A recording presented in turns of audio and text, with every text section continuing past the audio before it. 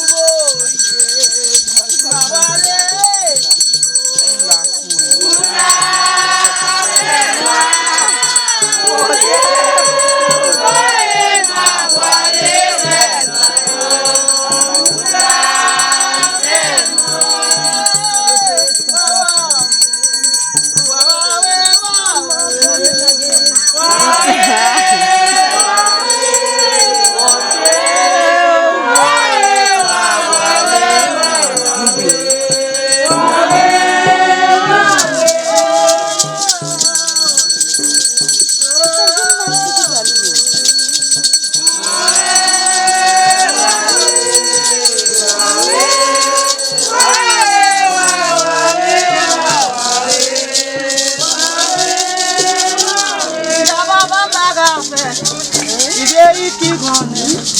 Vous avez besoin. Dieu grand.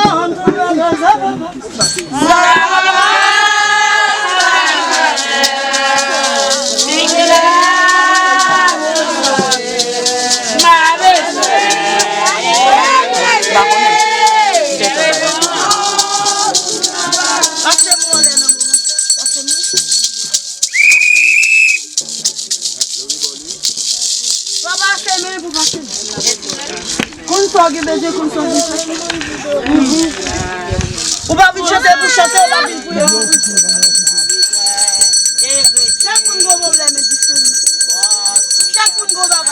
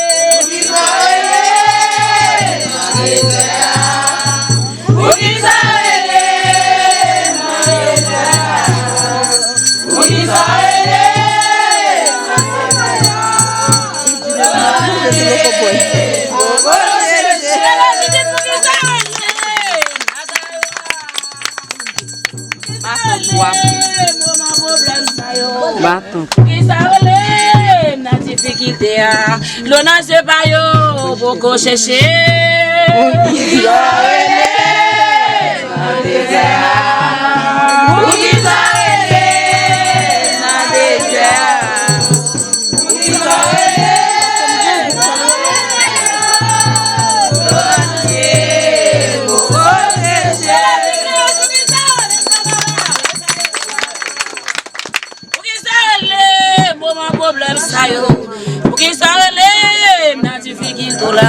L'on a se pas non, pas jamais chercher.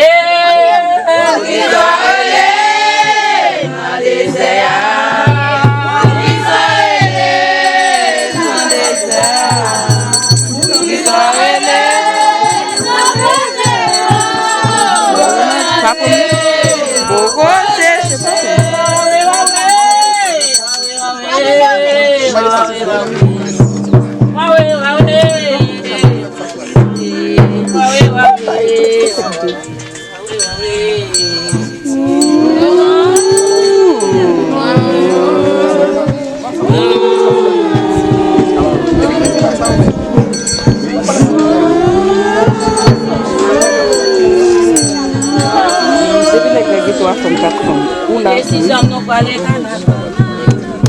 en même fois que avec sortir ça cachot en bas. Décision c'est pour aller nous voiler.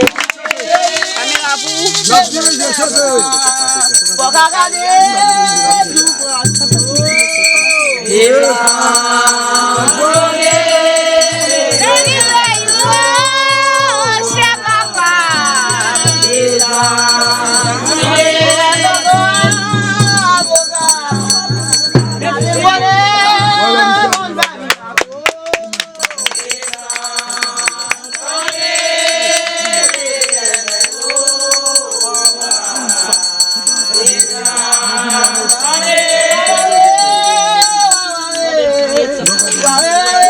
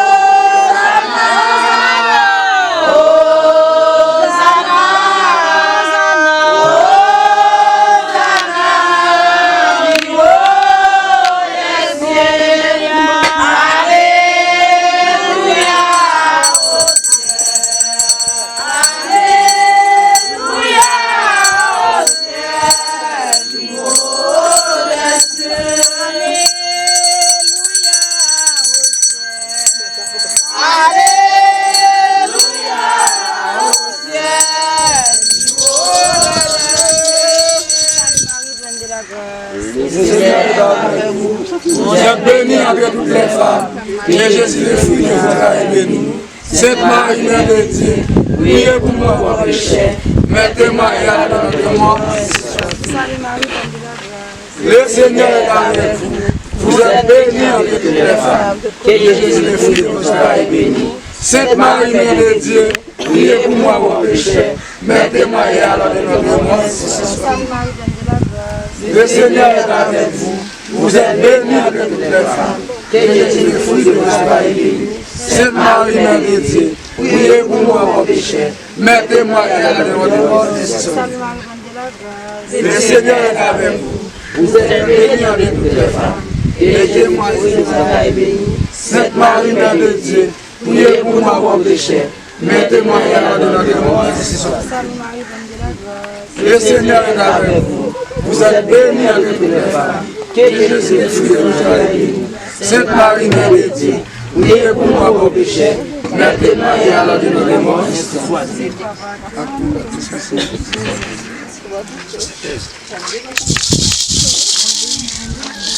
Moi, bois démarrer, côté marée. On démarre, côté marée. On démarre, côté marée. On démarre, côté marée. On démarre, côté marée. Oui, moi, débloqué, côté bloqué. Moi, débloqué, côté bloqué. Moi, débloqué, côté bloqué. Moi, débloqué, côté bloqué. Oui, moi, démarrer, côté marée. On démarre, côté marée. On démarre, côté marée. On démarre, côté marée.